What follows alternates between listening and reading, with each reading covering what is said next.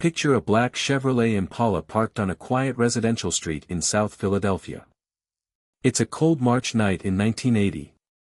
Inside that car sits a 70-year-old man in a gray suit, hands folded in his lap, waiting patiently for a friend to walk him to his door, the way he had waited 1,000 nights before.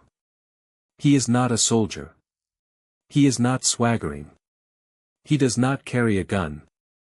For over 2 decades, this man ran one of the most profitable criminal empires in America without ever ordering a war, without ever needing one, earning a nickname no other mob boss in history has ever worn, the Gentle Don. But on this particular night, gentleness would not save him. In the next 60 seconds, the quietest boss the American Mafia ever produced would become the bloodiest headline of his generation, and the empire he built on patience and diplomacy would collapse into one of the most violent underworld wars this country has ever seen. This is the story of Angelo Bruno.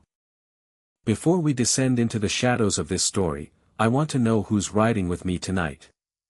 Drop a comment and tell me where you're watching from, and what time it is right where you are.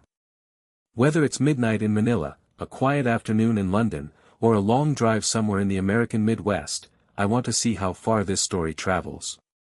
Now, lock the doors, dim the lights, and let's go back to the streets of Philadelphia, where a boy named Angelo Bruno was about to become someone the entire underworld would eventually fear, for entirely the wrong reasons. The story of Angelo Bruno does not begin with gunfire. It does not begin with a knife in a back alley or a body dumped in the Delaware River. It begins, quite plainly, with poverty, the kind of poverty that shaped an entire generation of men who would go on to build American organized crime brick by brick, favor by favor, betrayal by betrayal. Angelo Bruno was born Angelo Bruno in the small town of Villalba, Sicily, in the province of Caltanissetta, in the year 1910. Villalba was not a place that offered much beyond dust, hard labor, and the suffocating heat of a Sicilian summer. It was a town of farmers and shepherds, a town where the church bells and the whispers of men who controlled the local economy through fear carried equal weight. Some of the earliest seeds of the Sicilian Mafia tradition took root in towns exactly like this one, in the very soil young Angelo would have walked across as a child, though there is no definitive evidence that his own family was involved in that world at the time. What is certain is that the poverty of Villalba, and the promise of something better across the ocean, planted the first seed of the journey that would eventually carry the boy to Philadelphia, Pennsylvania, a city that, at the time, had no idea it was about to inherit one of the most careful and calculating minds organized crime would ever produce. Angelo's family immigrated to the United States when he was still a boy, settling in South Philadelphia in a neighborhood that, by the early 20th century, had already become a magnet for Italian and Sicilian immigrants. South Philly in those years was a world unto itself, rowhouses packed shoulder to shoulder, corner grocers who knew every family on the block, church processions that shut down entire streets, and an unspoken hierarchy that had very little to do with the police department and everything to do with men who understood how to keep the peace, collect a debt, or make a problem disappear.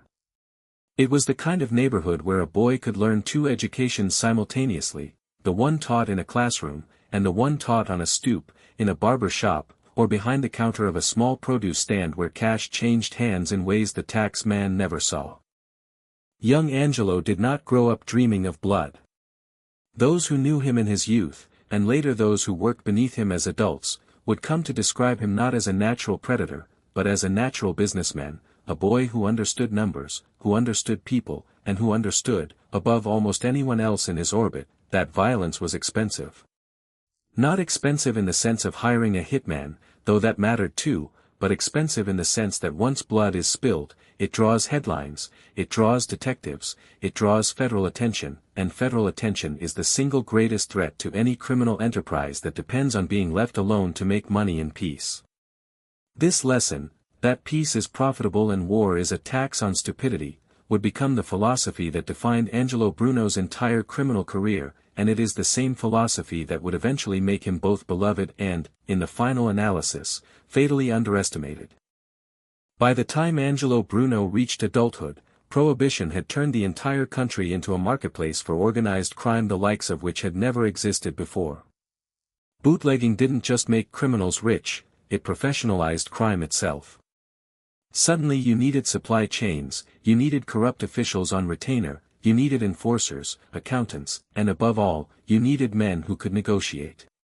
Bruno, even in his younger years, gravitated toward the negotiating end of the business rather than the muscle end.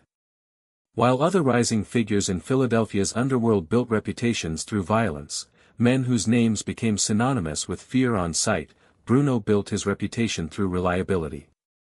If Bruno gave his word held. If Bruno made a deal, the deal was honored on both sides, because Bruno understood something that many of his more volatile contemporaries never grasped. In the underworld, just as in the legitimate business world, reputation is currency, and a reputation for fairness, even among thieves, is worth more than a reputation for brutality.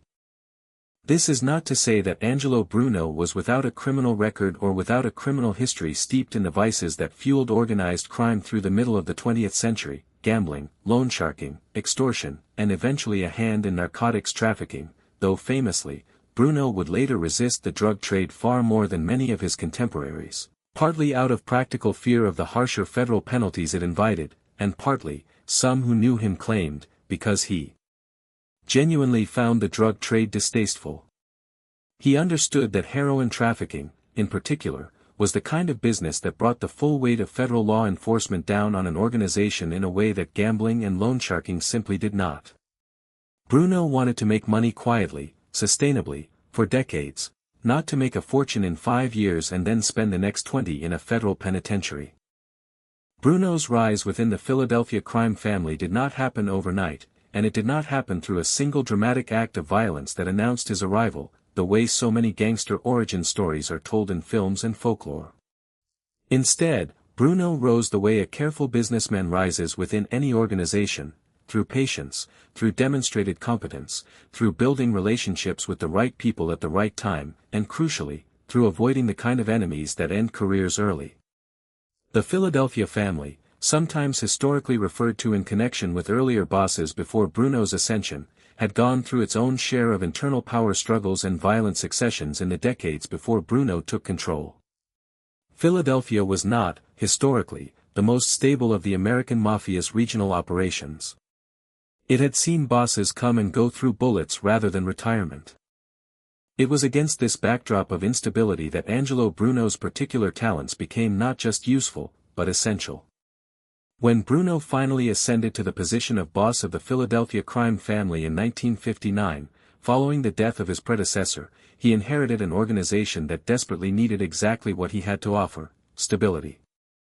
And for the better part of the next 2 decades, stability is precisely what he delivered: an almost unprecedented run of nearly 21 years atop one of America's major crime families without a significant internal war, without a public bloodbath, without the kind of chaos that had defined organized crime in cities like Chicago, Detroit, and even New York in earlier decades.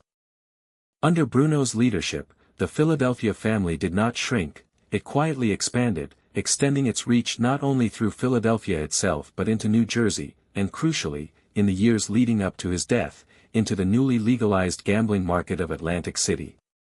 This expansion into Atlantic City would ultimately become one of the most consequential threads in the entire Bruno story, a thread we will follow closely as this series unfolds, because it was money, specifically, disputes over who would control the almost unimaginable river of cash flowing into Atlantic City's new casino industry, that would ultimately plant the seeds of Bruno's downfall. What made Bruno's stewardship of Philadelphia so remarkable to law enforcement, biographers, and organized crime historians alike was his conscious, deliberate avoidance of the violence that had come to define the public image of the American Mafia. This was not weakness. Those who mistook Bruno's calm demeanor and diplomatic style for softness learned, often too late, that Bruno's restraint was a calculated strategy, not an absence of will. He understood that every act of violence carried consequences that rippled outward: investigations, indictments, informants turning against the organization to save themselves from long sentences, rival families using instability as an excuse to move in on territory. Bruno preferred the slower, quieter tools of power: bribery, negotiation, strategic patience, and when absolutely necessary, violence that was surgical, deniable, and rare enough that it never became a pattern law enforcement could easily track back to him. This approach earned Bruno a reputation, both within his own organization and among rival families across the country, as one of the most respected, and in some circles, most trusted, bosses in the entire structure of the American Mafia Commission, the loose governing body of senior bosses that oversaw disputes between families nationwide. Bruno's word carried weight in rooms far beyond Philadelphia. He was, by many accounts, seen as a stabilizing, moderate voice, a boss other bosses could call when tempers threatened to boil over into war, because Bruno had a track record of finding the deal that avoided bloodshed.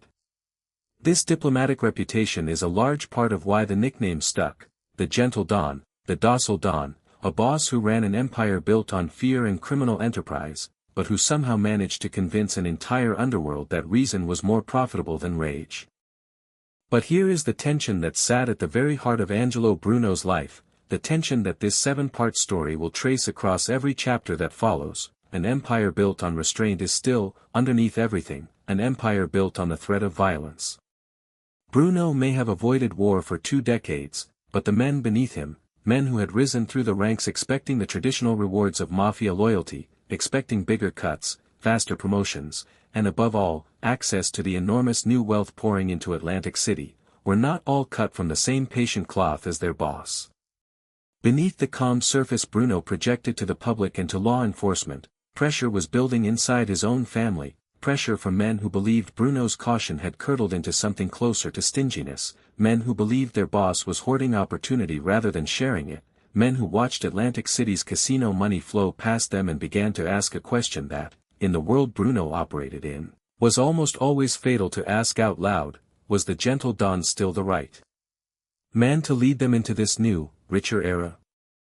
It's worth pausing here, in this first chapter of Angelo Bruno's story, to understand just how singular his career truly was within the broader landscape of 20th-century organized crime. Compare his tenure to that of contemporaries in other cities, bosses who rose and fell within a handful of years, torn apart by internal betrayal, federal prosecution, or bloody succession battles. Bruno governed Philadelphia for more than 2 decades without a single major public gang war erupting on his watch. In an era when names like Joe Colombo, Carlo Gambino, and later John Gotti dominated tabloid headlines with spectacular acts of violence and audacious public displays of power, Bruno cultivated the opposite image entirely. He wanted no headlines. He wanted no photographs.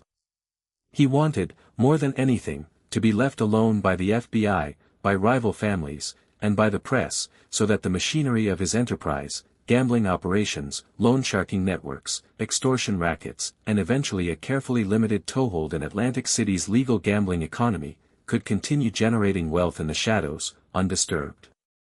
And for the vast majority of his reign, that strategy worked spectacularly well.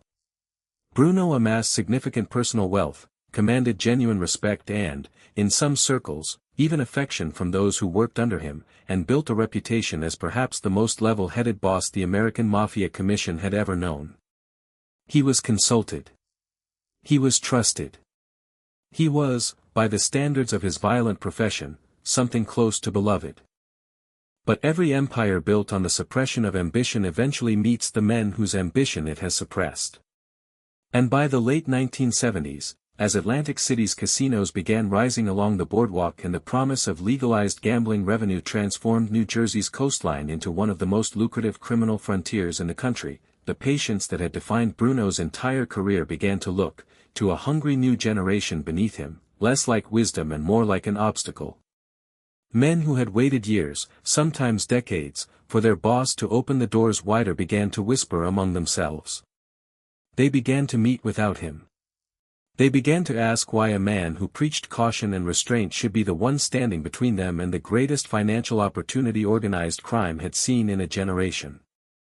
Somewhere in those whispered meetings, in rooms Bruno himself was never invited into, the first true cracks in his empire began to form, cracks that would not be visible to the public, to the FBI surveillance teams tracking his movements, or even, perhaps, to Bruno himself, until it was far too late to repair them. Because the tragedy of Angelo Bruno's story is not simply that he was killed.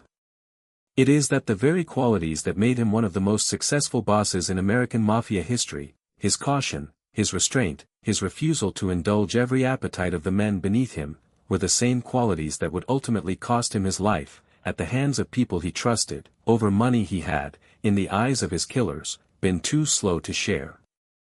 In the chapters ahead, we will walk through the rise of Bruno's Philadelphia empire in far greater detail, the rackets that built his fortune, the relationships he cultivated across the National Mafia Commission, the delicate diplomacy that kept Philadelphia peaceful while other cities burned in gang wars of their own making.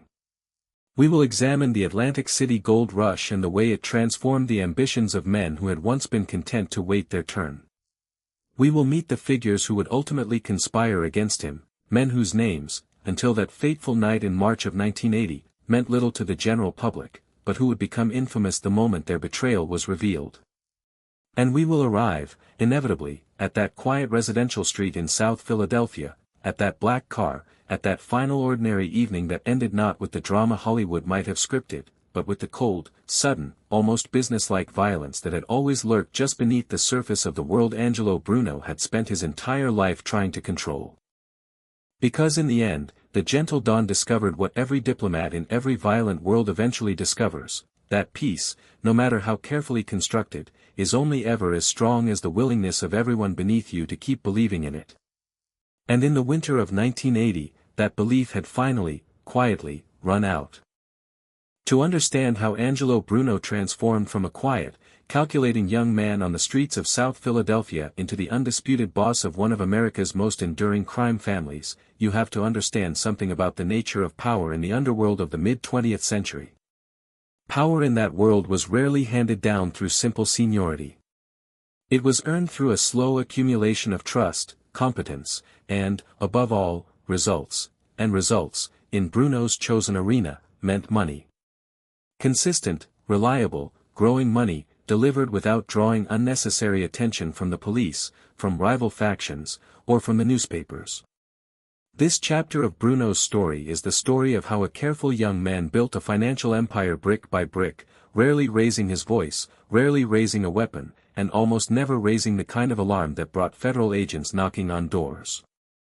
By the 1930s and into the 1940s, Bruno had firmly established himself as a rising figure within the Philadelphia underworld, working his way up through the family structure that, at the time, was led by other men whose names have largely faded from public memory compared to the legend Bruno would later become. What set Bruno apart during these formative years was not brute strength or a fearsome reputation for violence, those were commodities Philadelphia already had plenty of. What set him apart was his mind for organization.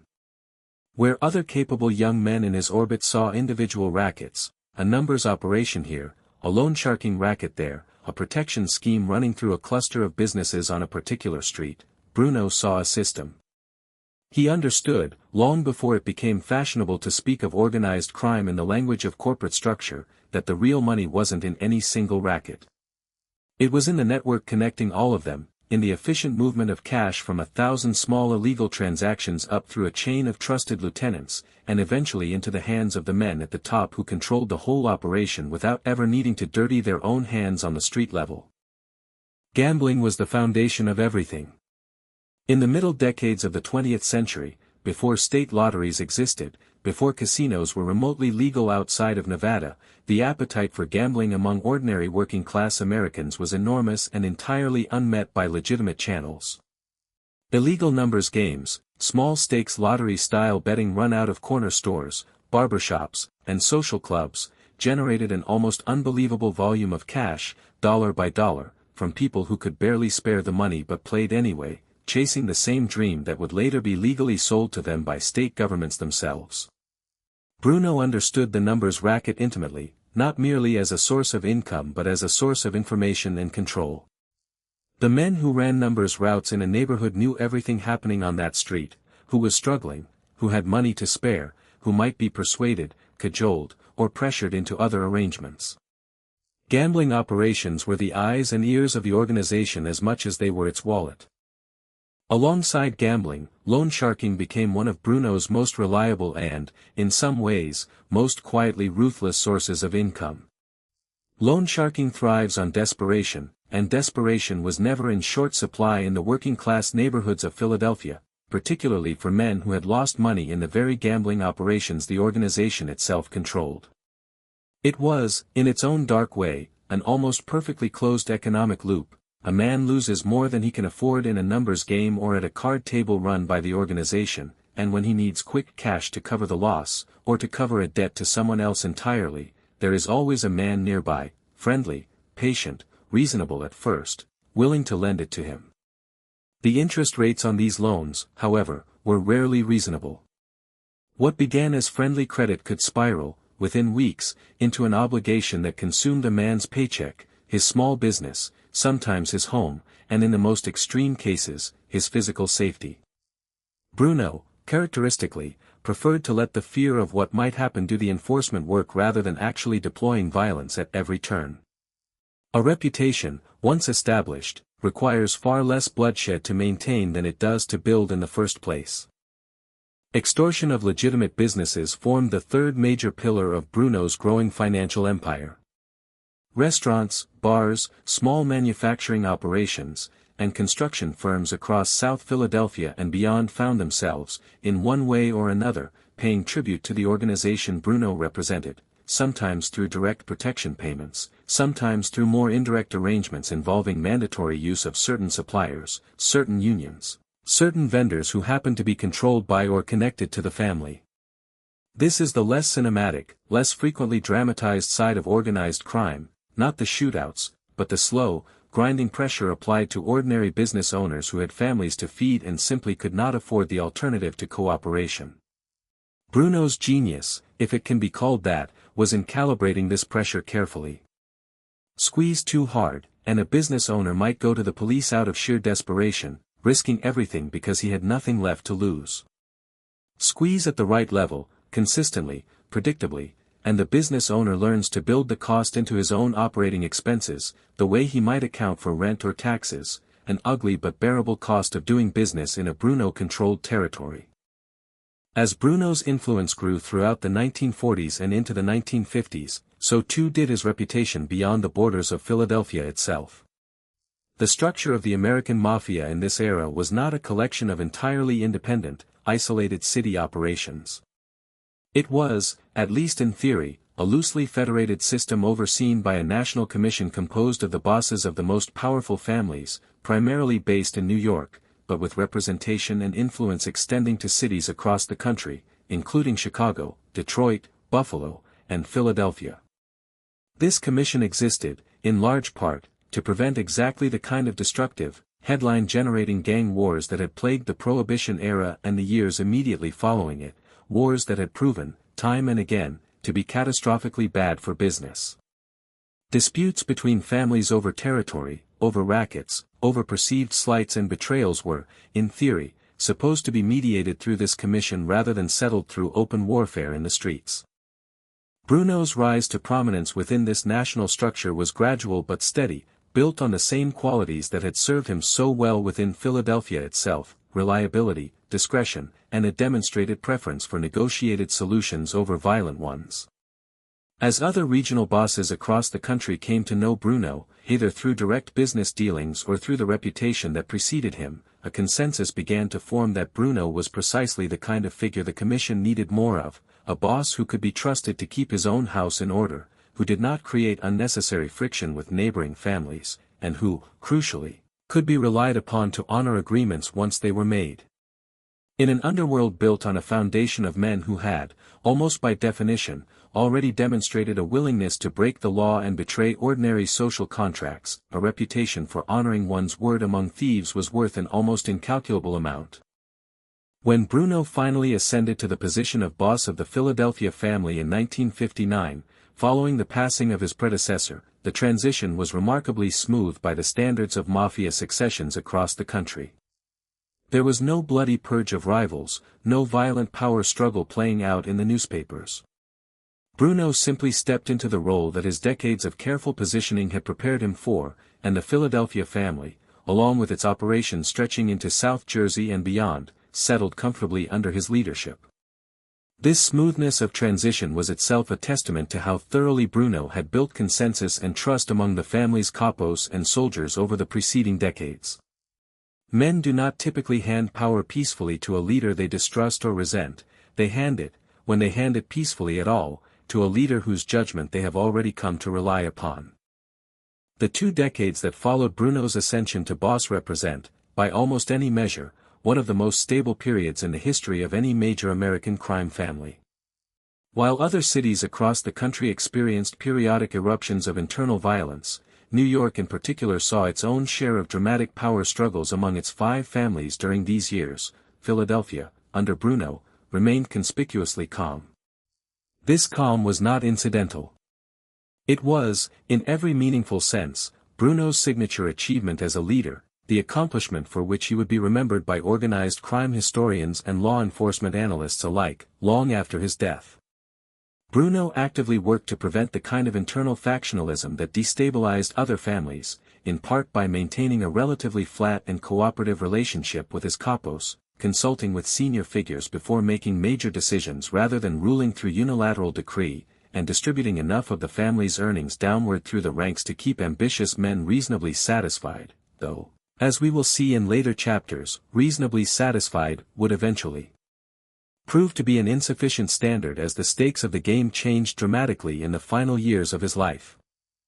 Bruno's influence on the National Commission during these decades cannot be overstated. He became known as something of an elder statesman among American Mafia bosses, a figure whose counsel was sought during disputes between other families, precisely because he had no significant history of aggressive territorial expansion that might make other bosses suspicious of his motives. He was not trying to build an empire beyond Philadelphia's natural boundaries. He was not angling to muscle in on rackets that belonged, by long-standing tradition, to other families in other cities. This lack of outward ambition, ironically, made him one of the most trusted and influential figures within the entire structure, because trust, in that world, was built not on demonstrations of strength, but on demonstrations of restraint. It's worth pausing to consider just how unusual this made Bruno within the broader mythology of American organized crime. The popular image of the mafia boss, cultivated by decades of films, television, and tabloid journalism, is almost invariably a man of explosive temper, quick to violence, ruling through fear and intimidation delivered in the most visceral possible terms. Bruno, by nearly every credible account from those who knew him, from law enforcement officials who tracked him for decades, and from journalists who covered organized crime in Philadelphia during his reign, embodied almost the opposite archetype. He dressed conservatively. He avoided flashy displays of wealth that might attract unwanted attention. He was known to prefer quiet dinners and low-key socializing over the kind of ostentatious nightclub scenes that other mob figures of the era gravitated toward. Federal investigators who surveilled him for years often found themselves, almost begrudgingly, describing him as soft-spoken, courteous, even, in certain accounts, genuinely charming in his interactions with people outside his criminal world. This did not mean Bruno was without teeth. Every empire, no matter how diplomatically it presents itself, ultimately rests on the credible threat of violence, and Bruno's organization was no exception. There were enforcers beneath him prepared to act when necessary, men whose reputations for brutality provided the underlying deterrent that made Bruno's diplomacy effective in the first place. The genius of Bruno's leadership was precisely in how rarely he needed to call upon that violence directly. He understood, perhaps better than any other boss of his generation, that the threat of force, properly maintained and rarely exercised, was almost always more valuable and more sustainable than the actual, repeated use of force. Violence used too often loses its shock value, invites retaliation, and, most dangerously from a business perspective, invites the kind of sustained law enforcement attention that can unravel an organization built over decades in a matter of months. Throughout the 1960s, as federal law enforcement began to take organized crime more seriously as a coordinated national threat rather than a series of isolated local problems, Bruno's low profile served him remarkably well. While flashier, more violent, more publicly visible bosses in other cities became prime targets for the newly aggressive prosecutorial strategies being developed by the Department of Justice, Bruno largely managed to stay out of the most damaging headlines. This is not to say he avoided law enforcement attention entirely, he did not. He was surveilled, wiretapped, and investigated extensively over the years, and he did serve time for certain offenses related to his criminal activities. But compared to the fates of many of his contemporaries, bosses who ended up facing decades in federal prison, or who ended up dead at the hands of their own organizations amid the chaos of internal power struggles, Bruno's ability to weather federal scrutiny while maintaining control of his family for over 20 years stands as a genuinely remarkable achievement within the history of American organized crime. But stability, as we will explore in the chapters ahead, is a strange and fragile kind of achievement in a world built fundamentally on ambition, greed, and the promise of ever greater rewards for those willing to take risks. The very steadiness that made Bruno so effective, so respected, and so difficult for law enforcement to dismantle was, at the same time, quietly breeding resentment among certain figures beneath him, men who watched Bruno's careful, patient approach and increasingly came to see it not as wisdom, but as an obstacle standing between themselves and the kind of wealth that other, more aggressive organizations elsewhere in the country seemed to be accumulating. And nowhere would this tension become more acute, more consequential, and ultimately more deadly, than in the emerging gold rush unfolding just across the river from Philadelphia, in a decaying seaside resort town that was about to be transformed, almost overnight, into the most lucrative new gambling market organized crime had seen in generations, Atlantic City. In the chapters that follow, we will trace exactly how that transformation unfolded, how the legalization of casino gambling in Atlantic City in the late 1970s turned what had once been a fading Jersey Shore boardwalk town into a battleground for control of an entirely new criminal economy, and how Angelo Bruno's cautious, measured approach to this new opportunity would put him on a collision course with ambitious men within his own organization who were no longer willing to wait patiently for their turn. We will meet the key figures who would ultimately turn against him. We will examine the whispered meetings, the growing resentment, and the fatal miscalculations that, piece by piece, built the conspiracy that would end the reign of the gentle Don. Because the truth about Angelo Bruno's story, the truth this series will keep returning to again and again, is that the same patience that built his empire would ultimately be the very thing his own family ran out of. Every empire has a turning point, a moment when the old rules that built it begin to strain against new realities, when the very foundations that once guaranteed stability start to shift beneath the feet of those who never questioned them.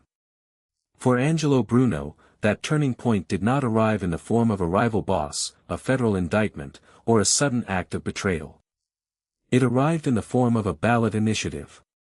In November of 1976, the voters of New Jersey approved a referendum legalizing casino gambling in Atlantic City, and in doing so, they unknowingly lit the fuse on a chain of events that would, within 4 years, end the life of the most stable and respected boss the American Mafia had produced in a generation. To understand why Atlantic City mattered so profoundly, and why its legalization created such an explosive dynamic within Bruno's organization, you have to understand what Atlantic City had become by the mid-1970s, and what it represented as an opportunity. The city had once been one of the great American seaside resorts, a boardwalk playground for the East Coast's working and middle classes throughout the early and middle decades of the 20th century. But by the 1960s and 1970s, Atlantic City had fallen into serious decline. Its grand hotels had grown shabby, its boardwalk economy had withered as cheaper air travel opened up destinations like Florida and the Caribbean to the same middle-class vacationers who had once flocked to the Jersey Shore, and large portions of the city had slid into genuine urban decay, marked by poverty, abandoned buildings, and a shrinking tax base. It was, by nearly every economic measure, a city in crisis, and it was precisely that desperation that made the promise of legalized casino gambling so politically appealing to New Jersey voters and lawmakers. Casinos, the argument went, would resurrect the city, bring jobs, bring tourists, bring tax revenue, and reverse decades of decline.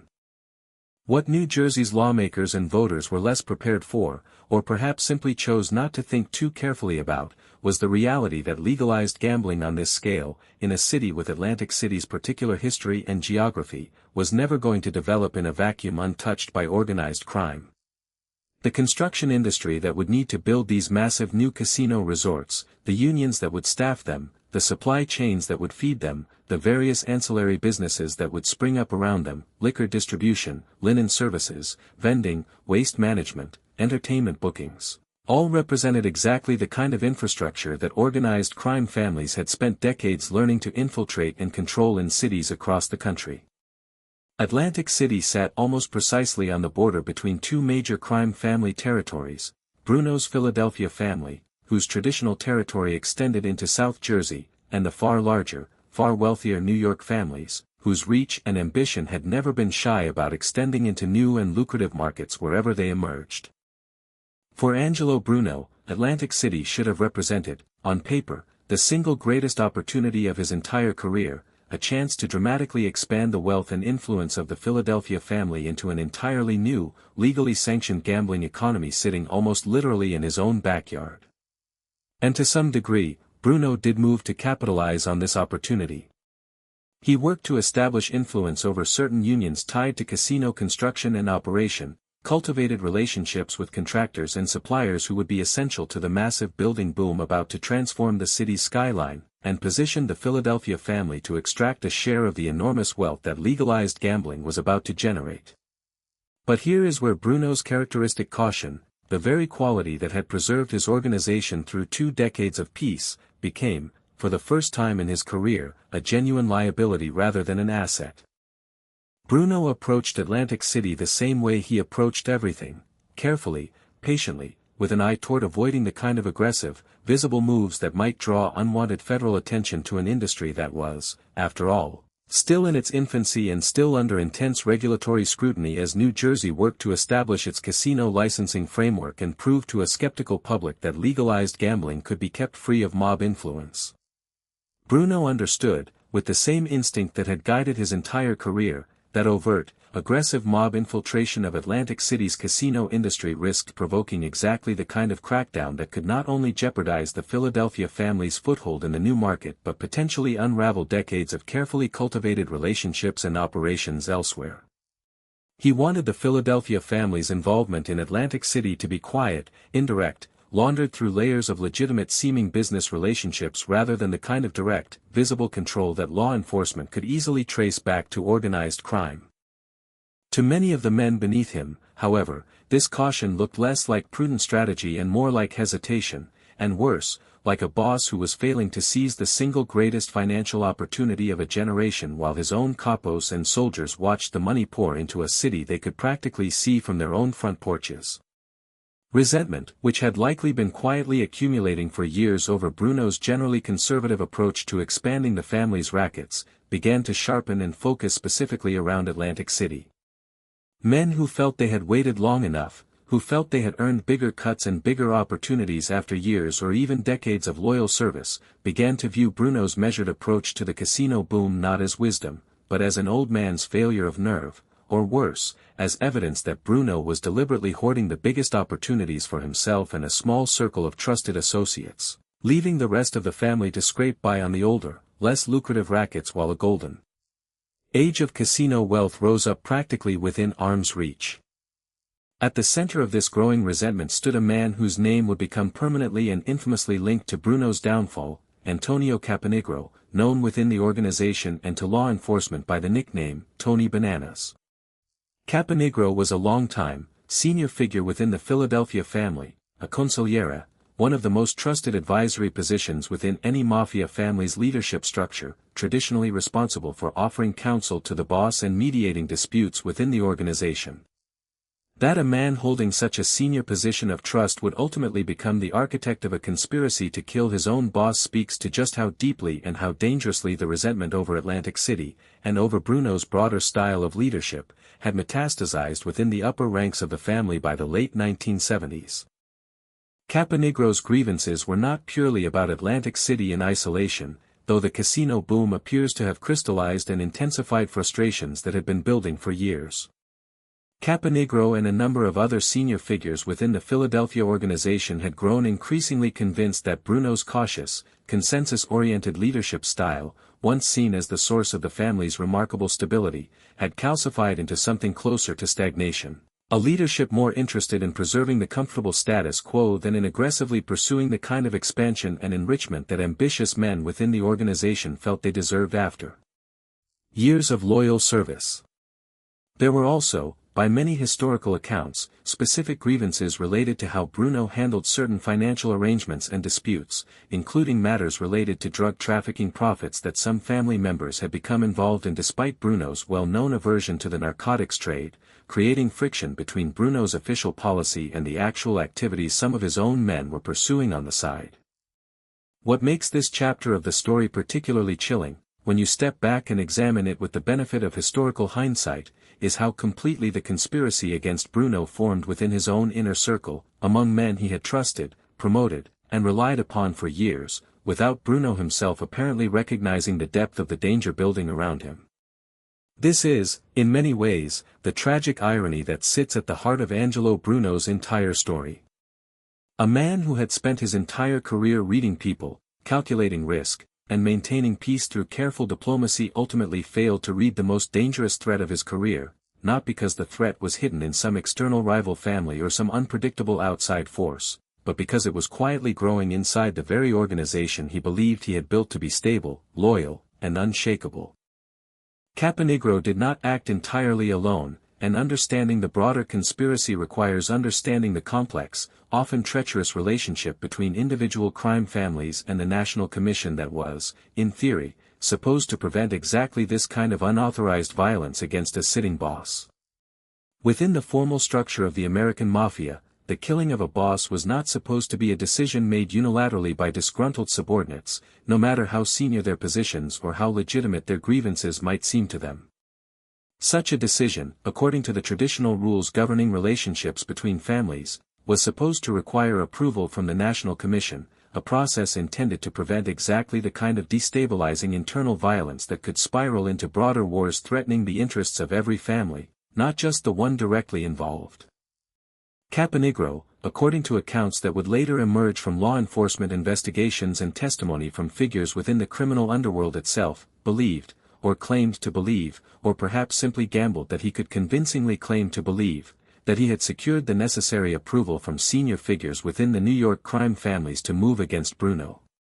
This claim would prove to be one of the most consequential and, as we will see in later chapters, ultimately fatal miscalculations in the entire conspiracy, because whether Caponigro genuinely believed he had commission approval, or whether he simply proceeded recklessly assuming he could secure forgiveness after the fact by presenting the New York families with a fait accompli, the reality was that no such approval had actually been granted.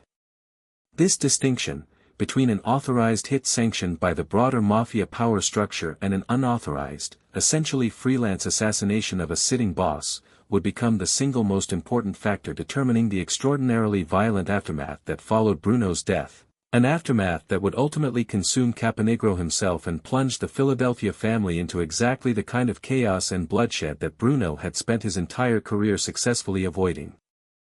As 1979 gave way to 1980, the conspiracy against Bruno moved from resentful grumbling and private grievance into active, concrete planning.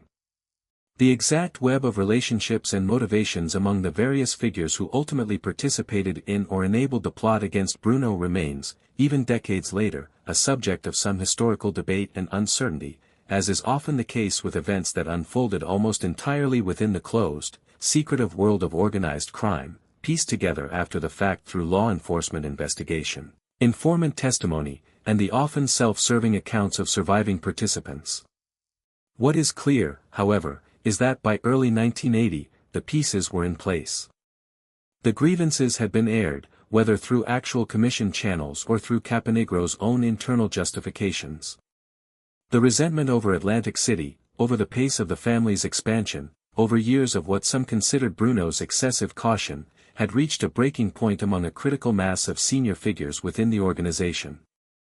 And yet, remarkably, by every account of those final weeks and days, Angelo Bruno himself appeared to have no significant awareness that his own life was in imminent danger from within his own ranks. He continued his familiar routines. He continued to move through South Philadelphia with the same measured, unhurried confidence that had defined his entire public presence for decades.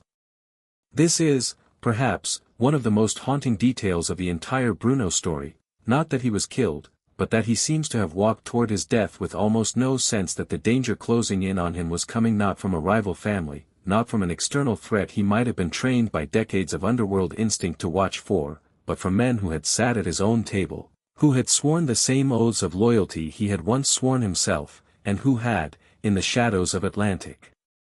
City's rising casino towers, decided that the gentle Don's time had come to an end. In the next chapter of this story, we will move into the final weeks and days of Angelo Bruno's life, the atmosphere of tension building beneath the surface calm he continued to project, the specific relationships and betrayals that sealed his fate, and the fateful decision that would determine exactly when, where, and how the conspiracy against him would finally be carried out. Because every assassination in the history of organized crime, no matter how sudden it appears to the outside world, is preceded by a period of quiet, invisible planning, a period during which the victim's fate is essentially already decided, even as he continues to live his life, unaware that the countdown has already begun. There is a particular kind of silence that settles over a man who does not know he is about to die, not the silence of fear, because fear implies awareness, but the silence of ordinary routine, the small unremarkable rhythms of daily life that continue right up until the moment they are violently interrupted. In the final weeks of his life, as the winter of 1979 gave way to the early spring of 1980, Angelo Bruno lived precisely this kind of silence.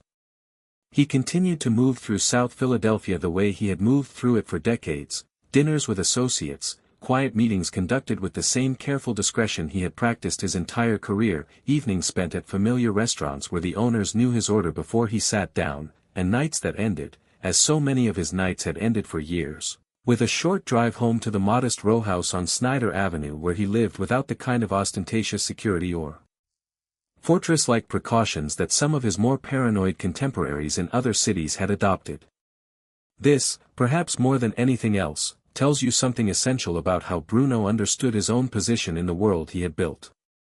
He did not live like a man who believed he needed to fear his own family.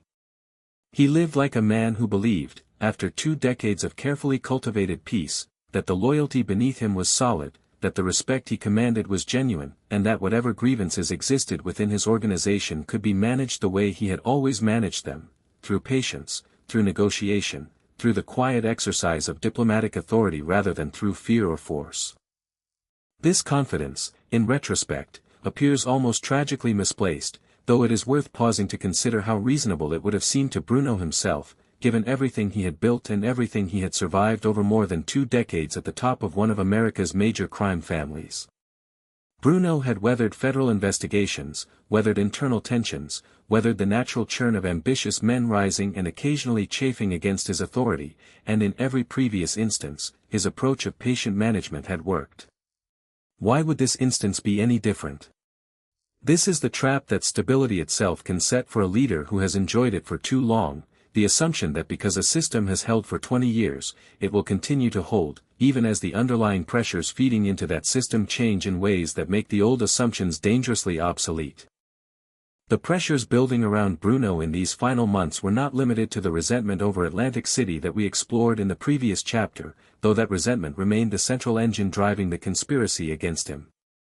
There were also, according to accounts that emerged later through law enforcement investigation and the testimony of underworld figures who eventually cooperated with authorities, specific financial disputes that had sharpened tensions to a genuinely dangerous point in the months immediately preceding Bruno's death.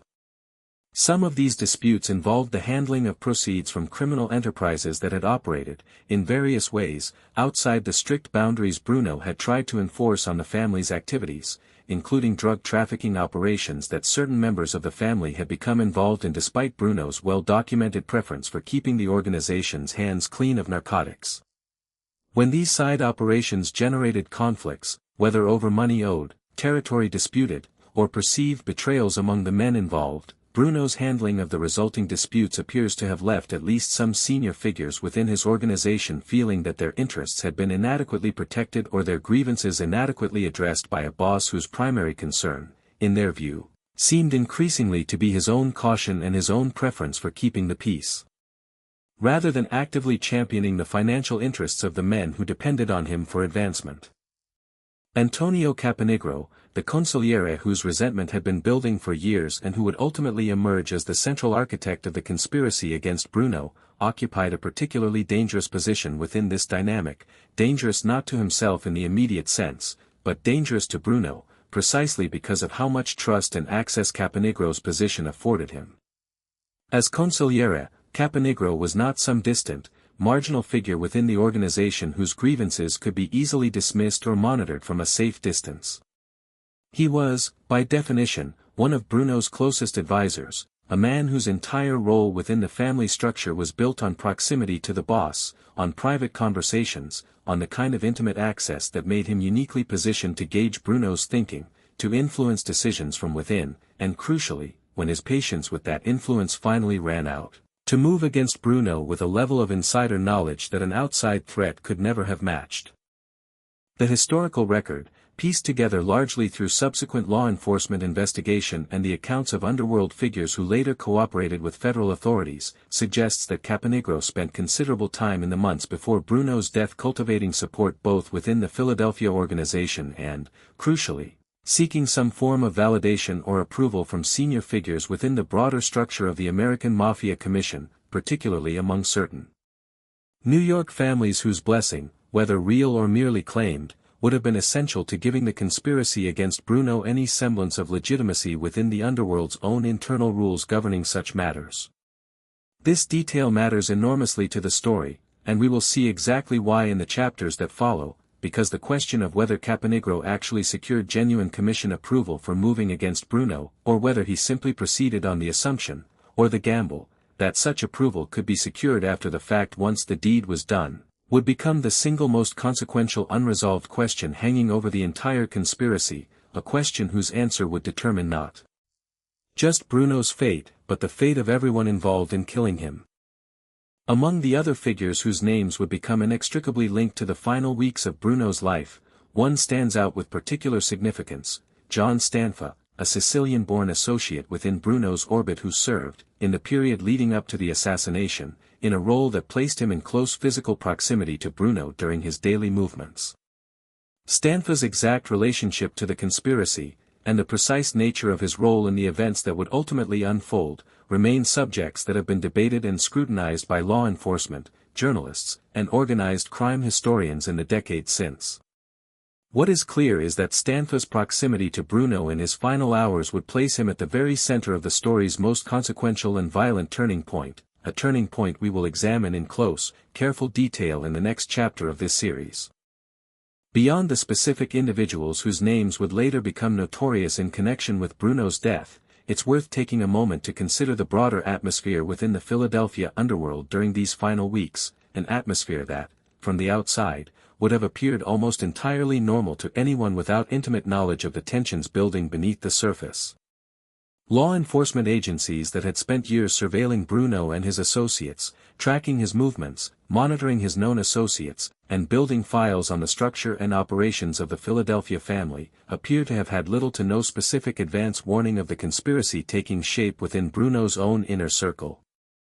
This is, in itself, a remarkable testament to how effectively the plot was concealed, even from the very agencies whose entire professional mandate was to penetrate exactly this kind of criminal conspiracy. It also speaks to something important about the nature of organized crime as an institution, that even the most sophisticated law enforcement surveillance apparatus of the era struggled to detect internal betrayals brewing within a criminal organization's own leadership structure, because such betrayals unfold not through the kind of overt criminal activity that wiretaps and informants are designed to catch, but through private conversations, quiet alliances, and the kind of psychological calculus that exists entirely within the minds of the men involved until the moment they finally act. Bruno, for his part, continued to conduct the business of the family with what appears, from every available account, to have been his characteristic calm and deliberate style right up until the final days of his life. He met with associates. He managed disputes. He continued to oversee the family's various enterprises with the same careful attention to detail that had defined his entire career. There is something almost unbearably poignant, when you sit with the historical record long enough, about how ordinary these final weeks appear in every surviving account: no dramatic confrontations, no sense of a boss bracing for betrayal, no last-minute reshuffling of loyalties or security precautions that might suggest Bruno sensed the danger closing in around him. He simply continued to be who he had always been, patient, measured, diplomatic, a man who had built his entire reputation and his entire life's work on the belief that reason and restraint were more powerful tools than fear and force.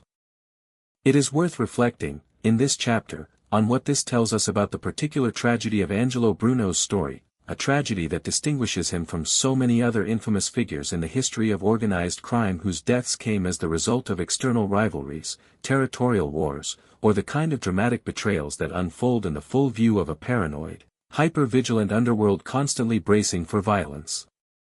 Bruno's death, by contrast, would come from within, from men he had promoted, trusted, and relied upon, men whose loyalty he had never seriously questioned, precisely because his entire leadership philosophy had been built on the premise that loyalty, once earned through fair and patient treatment, would hold. That premise had held for over 20 years. It would not hold in March of 1980. As the days ticked down toward the moment that would end Bruno's life and irrevocably alter the history of organized crime in Philadelphia and beyond, the conspiracy against him moved from the realm of private grievance and quiet planning into the realm of concrete, operational preparation. The exact sequence of decisions, conversations, and final arrangements that preceded the night of March 21, 1980, remains, in many of its specific details, obscured by the same secrecy that has always shrouded the innermost workings of organized crime conspiracies, pieced together after the fact through fragments of testimony, investigative reconstruction, and the often self-interested accounts of surviving participants eager to shape the historical record in ways favorable to themselves. But the broad contours of what was set in motion during these final weeks are clear enough. A plan had been formed, a justification had been constructed, whether genuinely believed or merely convenient, and the men who would carry out that plan were moving, with the same careful deliberation Bruno himself had always practiced, toward the night that would end his life.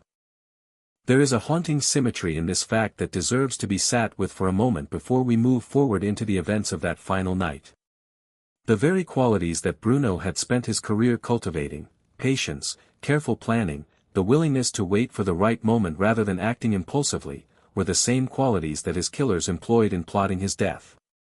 In this sense, the conspiracy against Angelo Bruno was not a betrayal of his principles so much as a grim, ironic application of them, turned against the very man who had taught, by example if not by direct instruction, an entire generation of Philadelphia mobsters that violence, when it finally came, should be quiet, controlled, and carried out only when every other option had been exhausted and the outcome could be reasonably assured.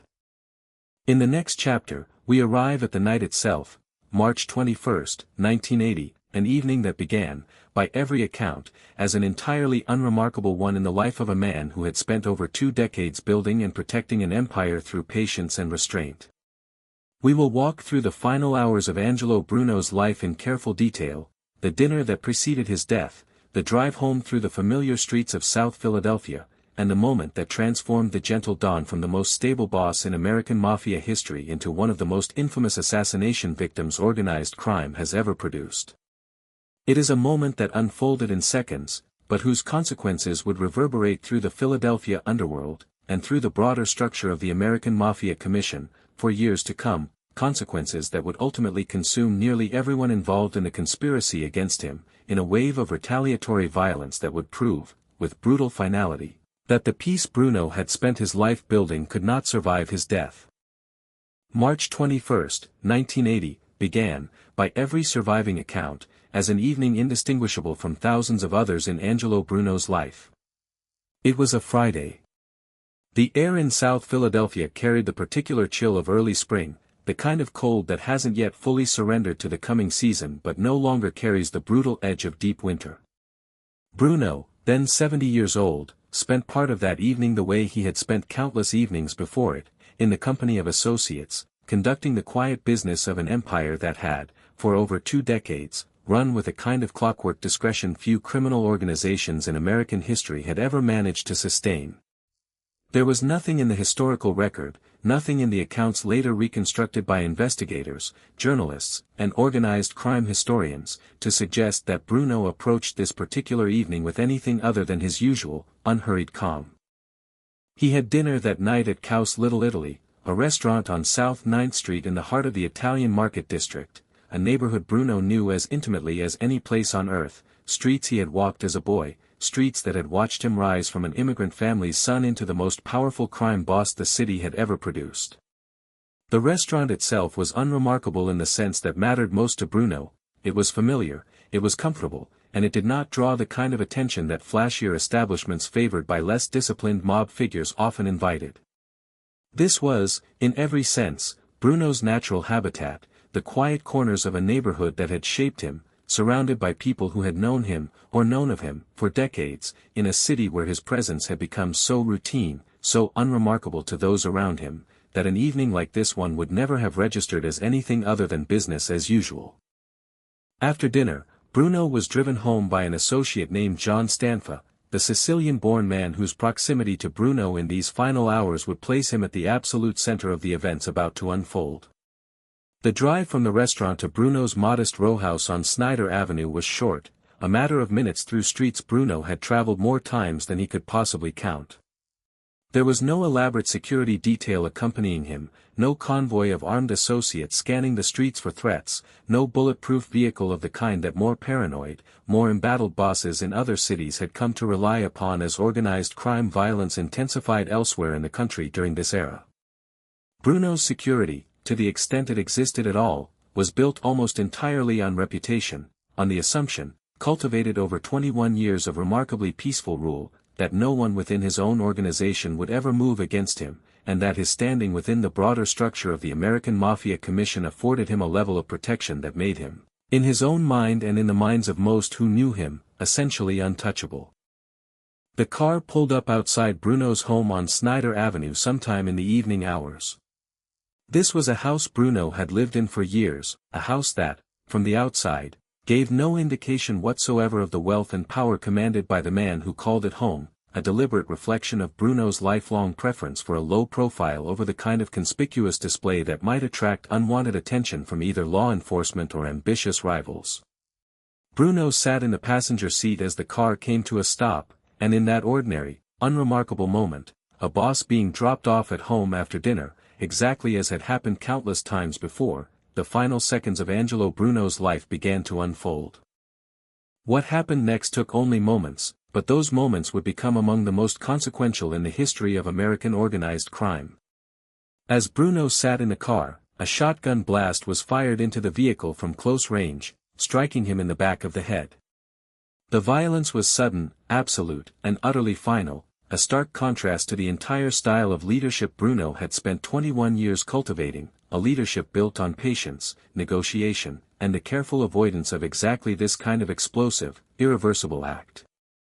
There was no warning, no confrontation, no opportunity for the kind of negotiation and diplomacy that had defined Bruno's entire approach to conflict throughout his career.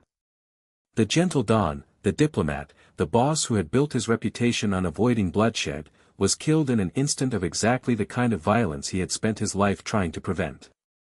The identity of the shooter, and the precise mechanics of how the assassination was carried out, would become subjects of extensive investigation in the months and years that followed, pieced together through forensic analysis, law enforcement inquiry, and eventually, through testimony and accounts that emerged from within the underworld itself as the consequences of Bruno's murder rippled outward through the Philadelphia crime family and beyond.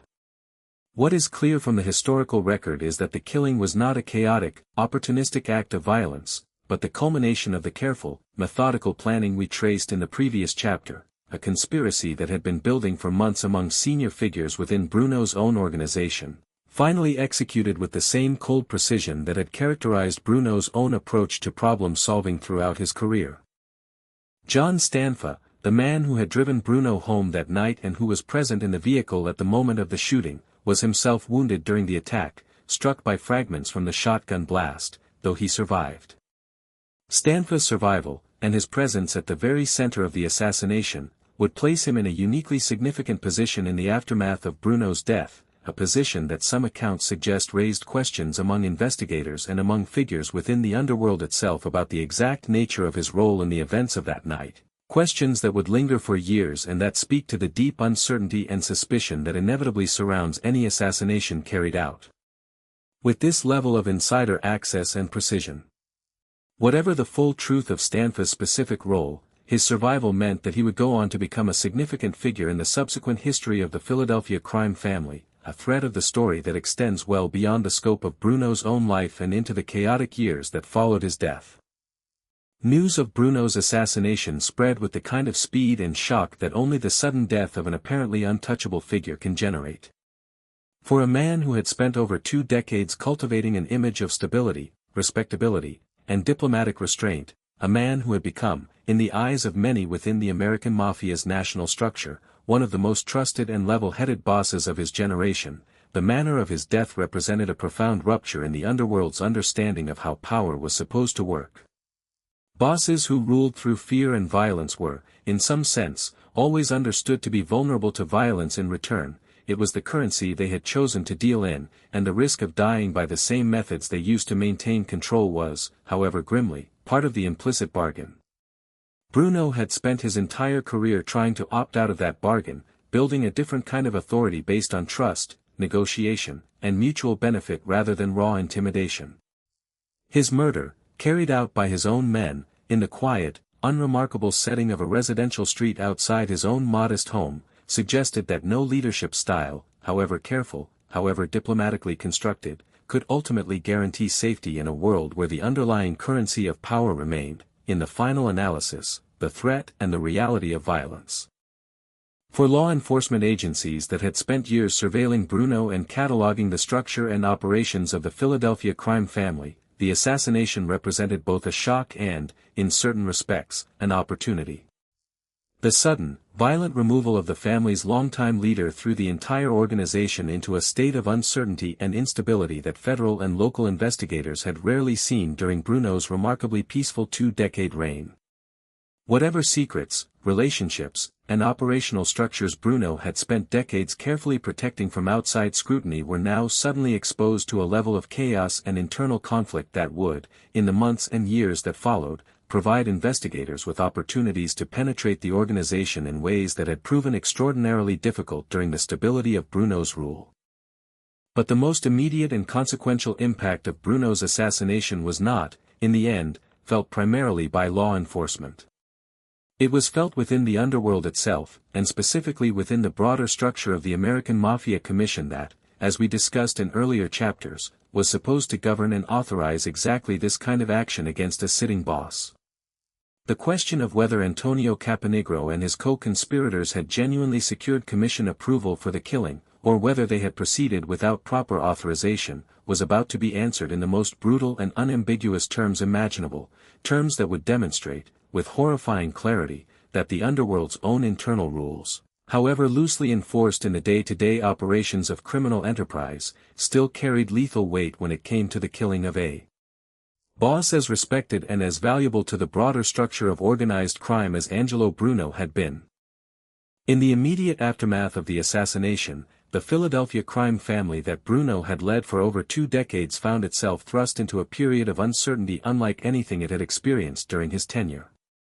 Leadership questions that had never needed to be seriously confronted during Bruno's long, stable reign suddenly demanded urgent answers. Who would take control of the family in the wake of this sudden, violent transition? Would the men who had conspired against Bruno be rewarded for their action with the power and wealth they had killed to obtain, or would they face consequences from within the broader mafia structure for what many would come to view as an unsanctioned, reckless act that had destabilized not just Philadelphia, but the delicate balance of power among crime families across the entire country? These were not abstract questions. Within the world Bruno had inhabited, questions like these were answered not through boardroom votes or formal succession processes, but through the same currency that had ended Bruno's own life: violence, calculation, and the ruthless pursuit of advantage by men positioned to seize it. The Philadelphia family that Bruno had spent 21 years protecting from exactly this kind of chaos was about to be plunged into precisely the sort of bloody, destabilizing internal war that his entire leadership philosophy had been built to prevent, a war that would claim additional lives in the months that followed, including, as we will explore in the next chapter, the life of the very man who had orchestrated Bruno's death in the first place. It is worth pausing here, at this pivotal moment in the story, to reflect on the broader historical significance of what had just occurred. Angelo Bruno's assassination did not simply end the life of one man, however consequential that man's career had been. It marked the definitive end of an era in Philadelphia's criminal history, an era characterized by a level of stability, discretion, and internal peace that the family would not see again for decades, if ever. The 2 decades of relative calm that Bruno had achieved through patient diplomacy would be replaced, in the years immediately following his death, by a period of internal violence, rapid leadership turnover, and public exposure that would fundamentally and permanently alter the character of organized crime in Philadelphia. Bosses who followed Bruno would face internal challenges, violent successions, and law enforcement pressure of an intensity that Bruno himself had spent his entire career successfully avoiding.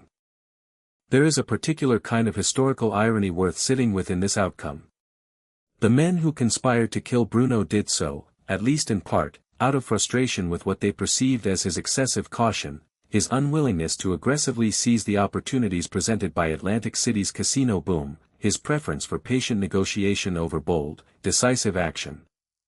Yet the aftermath of Bruno's death would demonstrate, in the most brutal terms imaginable, exactly why that caution had been so valuable, and exactly how quickly an organization could unravel once the restraining influence of careful, diplomatic leadership was violently removed. The very ambition and impatience that drove men like Caponigro to conspire against Bruno would, in the months following his death, consume the conspirators themselves and plunge the entire organization into precisely the kind of chaos and bloodshed that Bruno's leadership had been specifically designed to prevent.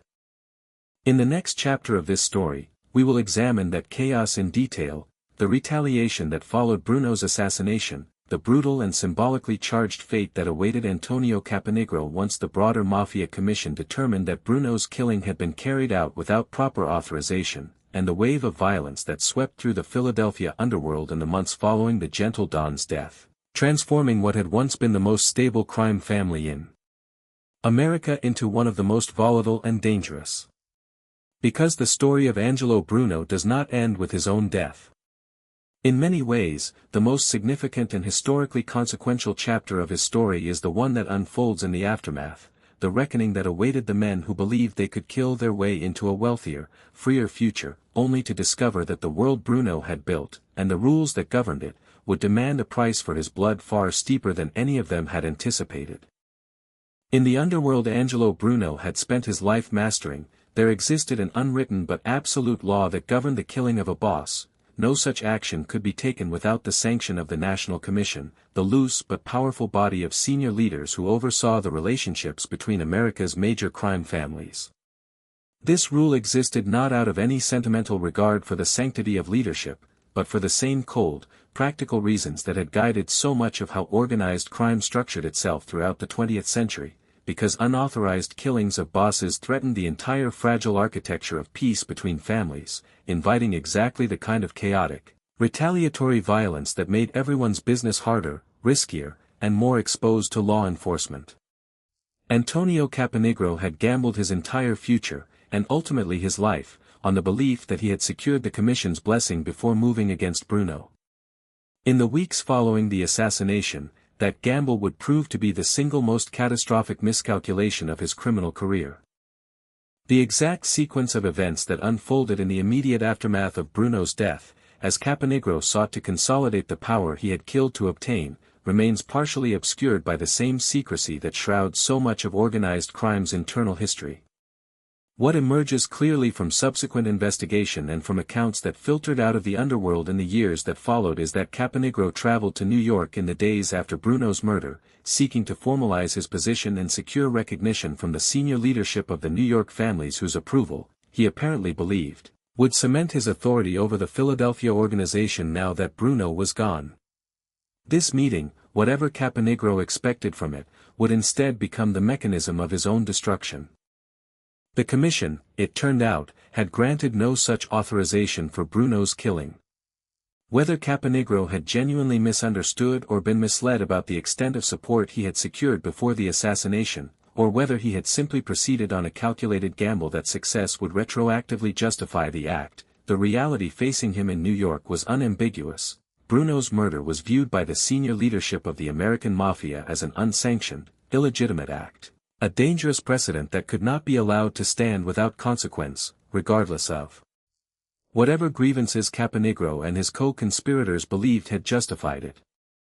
Bruno, despite the resentment that had built against him within his own organization over issues like Atlantic City, remained, in the eyes of the broader National Commission, a respected and valuable figure whose death without proper authorization represented a serious violation of the rules governing relationships between families.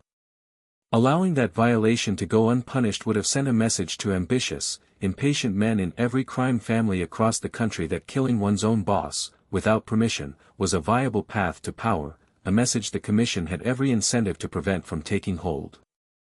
What followed was swift, brutal, and carried out with a deliberate symbolism intended to send an unmistakable message throughout the underworld about the fate that awaited those who moved against their own leadership without proper sanction. Antonio Caponigro disappeared in the spring of 1980, not long after Bruno's own death. His body was later discovered in the trunk of a car in New York City, and the manner in which he had been killed and displayed carried a message that required no translation for anyone familiar with the traditions and symbolism of organized crime violence. Caponigro had been beaten and stabbed multiple times before his death, and money, a significant amount of cash, had been stuffed into his mouth and onto his body, a grim, unmistakable statement about greed, about a man whose hunger for money and power had led him to kill his own boss without authorization, and who had paid for that greed with a death designed to broadcast exactly why he had been killed to anyone within the underworld capable of reading the message. The killing of Caponigro was not, however, the end of the reckoning that followed Bruno's assassination. Other figures believed to have participated in or supported the conspiracy against Bruno met similarly violent fates in the weeks and months that followed, as the Commission and its enforcers worked to systematically eliminate those responsible for the unauthorized killing and to restore some sense of order and deterrent authority to a situation that had briefly threatened to spiral entirely out of control. This wave of retaliatory violence represented, in its own dark way, a kind of grim vindication of everything Bruno had built his career around avoiding.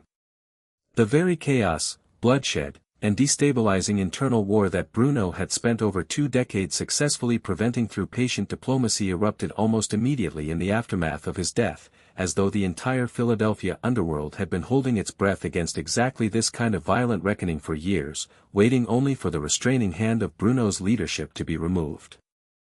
In the wake of Caponigro's death and the broader purge of those implicated in the conspiracy against Bruno, leadership of the Philadelphia family passed to Philip Testa, a longtime figure within the organization who had not been directly implicated in the plot against Bruno and who was seen, at least initially, as a stabilizing choice capable of restoring some measure of order to a family that had been thrown into chaos by the events of the preceding months. Testa's tenure as boss, however, would prove to be brief and would itself end in spectacular, headline-generating violence that further underscored just how completely the era of stability Bruno had cultivated had come to an end. In March of 1981, almost exactly 1 year after Bruno's own assassination, Philip Testa was killed by a nail bomb planted beneath the porch of his home, an act of violence so dramatically different in style and public visibility from anything that had characterized organized crime under Bruno's leadership that it served as a kind of grim exclamation point on the transformation the Philadelphia family had undergone in the span of just 12 months. Where Bruno had died in a single, discreet shotgun blast on a quiet residential street, Testa's death was carried out through an explosive device deliberately designed to be public, dramatic, and impossible to ignore, a symbol of just how far the family's internal culture had drifted from the careful, low-profile discretion that had defined Bruno's entire approach to power. The leadership vacuum and cycle of violence that followed Testa's death would eventually give rise to one of the most notoriously brutal and self-destructive periods in the history of the Philadelphia crime family, under the leadership of Nicodemo, Little Nicky, Scarfo, a boss whose style of leadership stood in almost perfect, deliberate contrast to everything Bruno had represented. Where Bruno had ruled through patience, negotiation, and a genuine aversion to unnecessary violence, Scarfo built a reputation, in the years following his ascension to the top of the Philadelphia family, as one of the most volatile, paranoid, and violently unpredictable bosses in the history of American organized crime, a leader whose tenure would be marked by a staggering number of internal killings, purges of perceived rivals and traitors, and an overall level of bloodshed that stood in almost surreal contrast to the 2 decades of relative peace Bruno had maintained. Under Scarfo's leadership, the Philadelphia family would become, by the mid-1980s, one of the most violent and internally unstable crime organizations in the entire country, plagued by exactly the kind of relentless internal warfare, informant cooperation, and devastating federal prosecution that Bruno had spent his career successfully avoiding. It is worth pausing, in this chapter of the story, to consider the broader lesson embedded within this cascade of violence that followed Bruno's death, a lesson that extends well beyond the specific history of the Philadelphia crime family and speaks to something more universal about the nature of power, leadership, and the often invisible foundations that hold any organization, legal or criminal, together. Bruno's patient, diplomatic style of leadership was not, as some of his impatient subordinates had come to believe, evidence of weakness or excessive caution standing in the way of greater wealth and opportunity.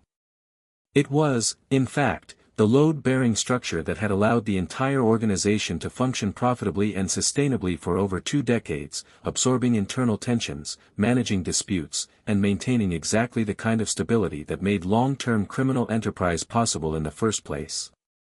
The men who conspired to remove that structure, believing they were clearing the way for greater personal wealth and freedom, instead destroyed the very foundation that had made the Philadelphia family's wealth and stability possible, replacing 2 decades of patient, profitable peace with years of bloodshed, betrayal, federal prosecution, and internal collapse that would ultimately leave the organization far weaker, far more exposed, and far less profitable than it had ever been under Bruno's careful stewardship. This pattern, a period of relative underworld stability followed by explosive, self-destructive violence in the wake of a boss's removal, was not, of course, unique to Philadelphia or to Bruno's particular story. It reflects a broader dynamic that organized crime historians and law enforcement analysts have observed across numerous American cities and numerous crime families throughout the 20th century, that criminal organizations, precisely because they operate outside the formal legal structures that govern succession and dispute resolution in legitimate institutions, are often only as stable as the specific individual leadership qualities of whoever happens to be running them at any given moment. Bruno's particular genius for diplomacy, patience, and the careful management of internal tensions was not a system that could simply be inherited or replicated by whoever happened to seize power after his death. It was a highly personal, highly specific set of leadership qualities that had taken him decades to develop and that proved, in the end, essentially impossible to replace once he was gone. For federal and local law enforcement agencies that had spent years struggling to penetrate and dismantle Bruno's remarkably disciplined and discreet organization, the wave of violence and instability that followed his death represented an unprecedented opportunity. The internal chaos, the purges, the paranoia that gripped the Philadelphia family under successive leaders in the years following Bruno's assassination created exactly the kind of conditions, fear, resentment, and a growing willingness among lower-level figures to cooperate with authorities in exchange for protection or reduced sentences, that had proven so difficult to cultivate during the stability of Bruno's long reign. In the years that followed, federal prosecutors would secure a wave of convictions against senior figures within the Philadelphia organization, including, eventually, Nicodemo Scarfo himself, who would ultimately be sentenced to a lengthy prison term as a direct result of the kind of internal cooperation and informant testimony that Bruno's careful, patient leadership had, for over 2 decades, successfully prevented from taking hold within his own organization. Looking back across this entire arc of destruction, from Caponigro's brutal death in the trunk of a New York City car, through Philip Testa's violent end beneath a porch bomb, through the years of internal purges and paranoid bloodshed under Scarfo's leadership, and finally through the wave of federal convictions that would eventually dismantle much of the Philadelphia family's operational structure, it becomes possible to see the full, tragic shape of what Angelo Bruno's assassination actually set in motion. The men who killed him believed they were removing an obstacle standing between themselves and greater wealth, greater freedom, and a bolder, more aggressive future for the organization they served. What they actually did was destroy, in a single act of impatient violence, the single most valuable asset the Philadelphia crime family possessed, a leader whose careful, patient stewardship had allowed the organization to prosper quietly and sustainably for over 20 years, protected from exactly the kind of internal chaos, external law enforcement pressure, and self-destructive bloodshed that would come to define its history in the decades following his death.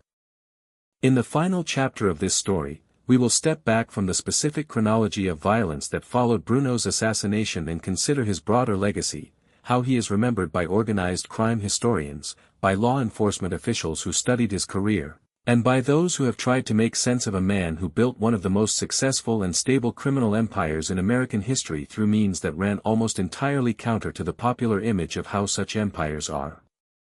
supposed to be built and maintained. We will also return, one final time, to that quiet street in South Philadelphia, to the black car and the man in the gray suit, and consider what his death, and everything that followed it, ultimately reveals about the fragile, contradictory nature of power in a world built on loyalty that can never, in the end, be fully guaranteed.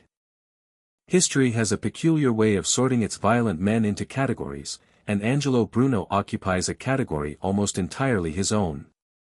He is not remembered the way John Gotti is remembered, as a flamboyant, media-savvy figure who seemed to court the spotlight even as it eventually destroyed him.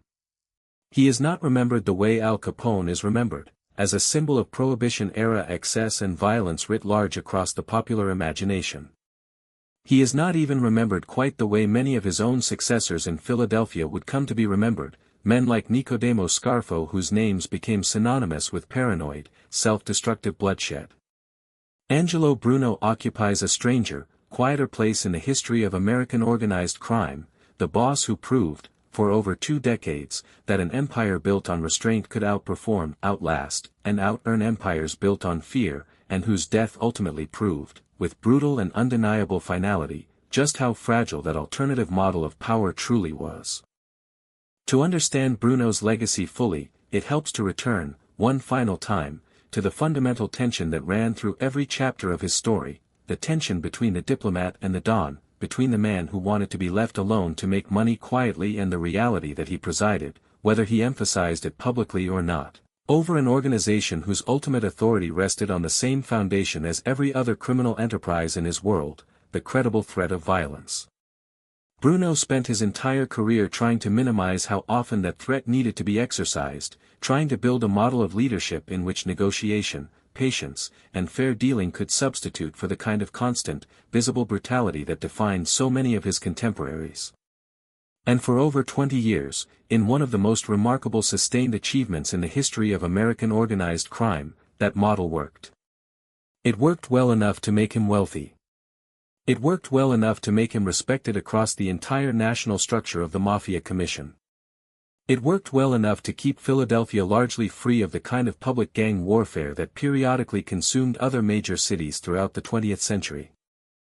But it did not work forever, and the way it ultimately failed reveals something important not just about Bruno himself, but about the nature of the world he operated in. Bruno's model of leadership depended, at its core, on a kind of implicit contract with the men beneath him. Loyalty and patience would be rewarded, in time, with a fair share of the organization's prosperity, and in exchange, those men would refrain from the kind of impulsive, ambitious violence that had destabilized so many other crime families throughout the century. For over 20 years, that contract held. It held through the ordinary churn of criminal enterprise, through federal investigations, through the natural friction of ambitious men working beneath a cautious leader. What it could not survive was the sudden, unprecedented arrival of an opportunity as vast and as transformative as Atlantic City's legalized casino industry, an opportunity so large, so lucrative, and so unlike anything the Philadelphia family had ever encountered that it broke the implicit patience that had held the organization together for 2 decades. Bruno's caution, applied to ordinary rackets, had been wisdom. Applied to a once-in-a-generation windfall that his own men could see rising along the boardwalk just across the river, it became, in the eyes of men like Antonio Caponigro, an intolerable obstacle. This is, in many ways, the central irony that defines Angelo Bruno's place in organized crime history. The very success of his diplomatic model of leadership created the conditions for its own destruction. Had Bruno ruled through fear rather than negotiated consent, his subordinates might never have felt entitled to challenge him, however resentful they might have privately been. Had he ruled with less restraint, with a greater willingness to eliminate threats before they fully materialized, he might have recognized and neutralized the conspiracy against him before it reached the point of no return. Instead, the trust and stability Bruno had spent 2 decades cultivating became, in the final analysis, exactly the blind spot that allowed his own consigliere, a man who had sat beside him in countless private conversations, to plan and execute his assassination without Bruno ever perceiving the danger closing in around him. Organized crime historians and law enforcement analysts who have studied Bruno's career in the decades since his death have generally converged on a consistent assessment, that he represented one of the most sophisticated, disciplined, and genuinely effective criminal leaders of the 20th century, precisely because he understood something that many of his more violent contemporaries never grasped, that the true measure of power in the underworld was not the frequency or visibility of violence, but the sustainability of profit over time. Bruno built an organization designed to last, designed to generate wealth quietly and consistently across decades rather than in explosive, headline-generating bursts that inevitably attracted the kind of law enforcement attention that could unravel an entire criminal enterprise within a matter of years. In an industry defined, almost by its very nature, by short-term thinking and violent impulse, Bruno's patient, long-term approach to criminal enterprise stands as a genuinely unusual and historically significant model, one that succeeded spectacularly for over 20 years and that ultimately failed not because the model itself was flawed, but because it could not, in the end, fully insulate itself from the very human ambitions and resentments that inevitably build within any hierarchy where some men wait longer than they believe they should for their share of the reward. There is also, in considering Bruno's legacy, something worth reflecting on about the aftermath his death set in motion, an aftermath that, in its own dark way, serves as the most powerful possible vindication of everything Bruno had built his career around. The men who killed him believed they were clearing the way for a bolder, wealthier future, unburdened by an old man's excessive caution. What they actually delivered to the Philadelphia crime family was a decade of internal purges, paranoid bloodshed, and devastating federal prosecution that left the organization a shadow of what it had been under Bruno's leadership. Antonio Caponigro, the architect of the conspiracy, was dead within weeks of Bruno himself, killed in a manner explicitly designed to broadcast a message about the price of unauthorized ambition. Philip Testa, Bruno's immediate successor, was dead within a year, killed by a bomb in an act of violence so publicly dramatic it stood as a kind of grim monument to how completely the culture of the organization had changed in the span of 12 months. And the leadership that followed, under Nicodemo Scarfo, would preside over a period of such relentless internal bloodshed and federal prosecution that by the time law enforcement had finished dismantling the upper ranks of the Philadelphia family through the 1980s and into the 1990s, the organization Bruno had spent over 2 decades carefully building bore almost no resemblance to the disciplined, profitable, remarkably peaceful enterprise he had left behind. The empire the conspirators killed him to seize control of did not survive their ambition for more than a few short years. This is, perhaps, the truest and most enduring lesson embedded within the story of Angelo Bruno, a lesson that extends well beyond the specific history of organized crime in Philadelphia and speaks to something more universal about power, leadership, and the fragile, often invisible foundations that hold any organization together, whether that organization operates within the law or entirely outside it. Stability is not the absence of ambition, it is the careful, patient management of ambition, the slow cultivation of trust and fair dealing that allows a group of people, even people bound together by criminal enterprise rather than legitimate purpose, to work productively together over long periods of time without descending into the kind of destructive internal conflict that consumes organizations built on fear and short-term gratification alone.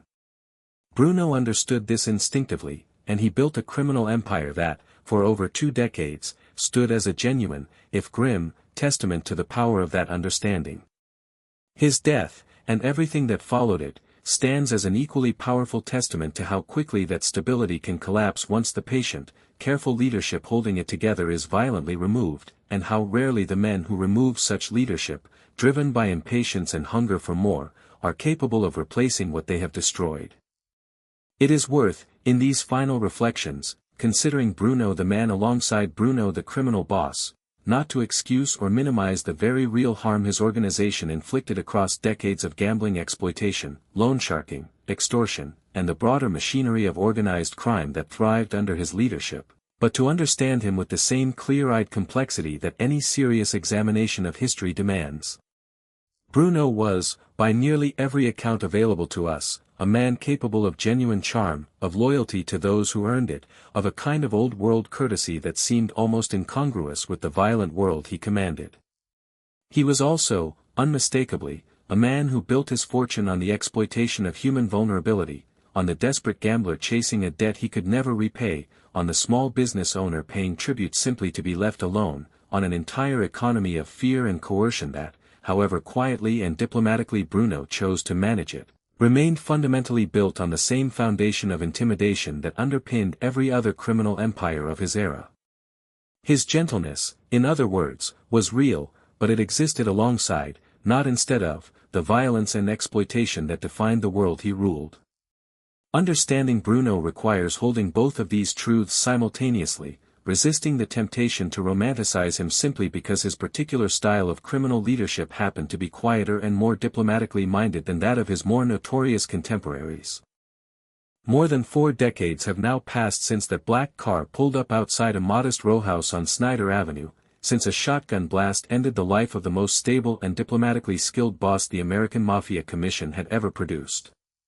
Philadelphia has changed enormously in the years since Bruno's death, and the organized crime landscape that Bruno once dominated has changed just as dramatically, weakened by decades of aggressive federal prosecution, by the internal chaos that followed his assassination, and by the broader decline of traditional mafia influence across American cities that has unfolded gradually over the decades since the 1980s.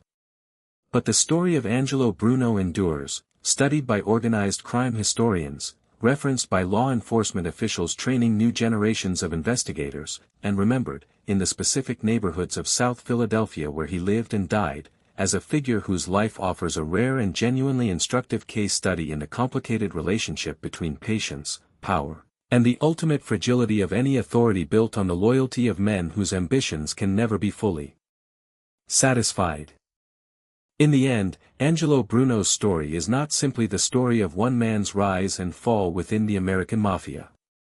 It is a story about the limits of diplomacy in a world fundamentally organized around violence, about the way patience and restraint can build extraordinary things even within the darkest of enterprises, and about the terrible vulnerability that comes with trusting that the peace you have built will hold, even as the pressures beneath it quietly, invisibly, begin to build toward a breaking point you may never see coming until it is already too late. The gentle Don ruled Philadelphia for 21 years without a war, a feat that stands, even now, as one of the most remarkable achievements in the history of American organized crime. And in a single moment on a quiet residential street, all of that patient, careful work came to an end, not at the hands of a rival, not through the chaos of an external threat, but through the quiet, calculated betrayal of the very men he had spent his life trying to keep at peace. That is the story of Angelo Bruno. A man who tried to build an empire on something other than fear, who succeeded for longer than almost anyone in his line of work ever has, and who ultimately discovered, in the final seconds of his life, that even the most carefully constructed peace in the underworld is only ever borrowed time. If this story pulled you into the shadows of Philadelphia's underworld the way it was meant to, do us a favor and hit that subscribe button, because there are many more tales like this one waiting in the dark corners of organized crime history, bosses who rose through cunning, fell through betrayal, and left behind stories most people have never heard. Drop a like if you made it all the way to the end with us tonight, and let us know in the comments which gangster's story you want to see told next. Until then, stay close to the shadows, because the underworld always has one more story to tell.